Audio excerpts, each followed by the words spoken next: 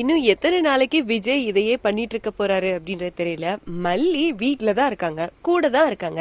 ஏதாவது ஒரு ஹெல்ப்போ இல்ல தடுமாறும் போது புடிச்சுக்கிறதுக்காகவாது மல்லி ஓடி வந்தா கூட விஜய் வேண்டாம், நீ எதுக்கு வர, உன்னை பார்க்கவே பிடிக்கல அப்படி இப்படின்னு சொல்லிட்டு மறுபடியும் பயங்கரமா மல்லிய திட்டதான் செய்யறாங்க. எப்பதான் இந்த பிரச்சனை தீருமோ அப்படின்னு சுத்தமா தெரியல.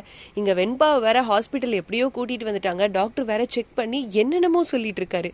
டாக்டர் பேசுறதெல்லாம் பார்த்தா பயமா இருக்கு. பிள்ளைக்கு என்ன ஊசி போட்டாங்கன்னு தெரியல. வெண்பாவை இப்ப எப்படி காப்பாத்த போறாங்க அப்படின்றது சுத்தமா புரியல. டாக்டர் பேரண்ட்ஸை வர சொல்லுங்கன்னு சொன்னா இவனுங்கெல்லாம் எங்க போவானுங்க, என்ன பண்ண போறானுங்கன்னு தெரியல. எனக்கு தெரிஞ்ச ஹாஸ்பிட்டல்லையே பிள்ளைய விட்டுட்டு ஓட போறானுங்க, அதுதான் தெரியுது. பத்தாததுக்கு இந்த ராஜி வேற சும்மா இல்லாம எப்படியாவது இந்த மல்லிய கோர்த்து விடணும், அவ பிரெக்னெண்டா இருக்கத விஜய் கிட்ட சொல்லி பெரிய சண்டையாக்கி விடணும் அப்படின்னு சொல்லி வேணும்னே வம்பிழுத்துட்டு இருக்காங்க. மல்லிக்கு ஒரு மாதிரி வாமிட்டிங் வர மாதிரி இருந்திருக்கும் போல. பெட்ல விஜய் உட்கார்ந்துருக்காரு. ராஜி உள்ள வந்து என்ன மல்லி, பித்தவாந்தியா பிள்ளைவாந்தியா அப்படின்னு வேணும்னே வெறுப்பேத்திட்டு இருக்காங்க. மல்லி என்ன சொல்லி சமாளிக்க போறாங்களோ, எப்பதான் உண்மையை சொல்ல போறாங்களோ, ஃபுல் எபிசோட் பார்த்து தெரிஞ்சுக்கலாம். என்னங்க, நான் உங்களுக்கு உதவி செய்ய மாட்டேனா? நீ எனக்கு உதவி பண்ணதெல்லாம் போதும்.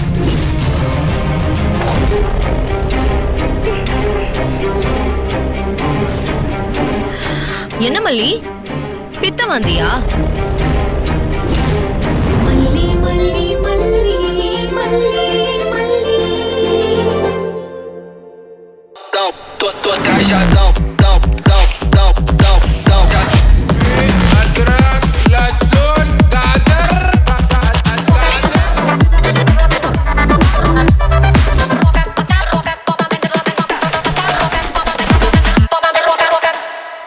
இந்த வீடியோ உங்களுக்கு பிடிச்சிருந்தா லைக் பண்ணுங்க, ஷேர் பண்ணுங்க, காமெண்ட் பண்ணுங்க.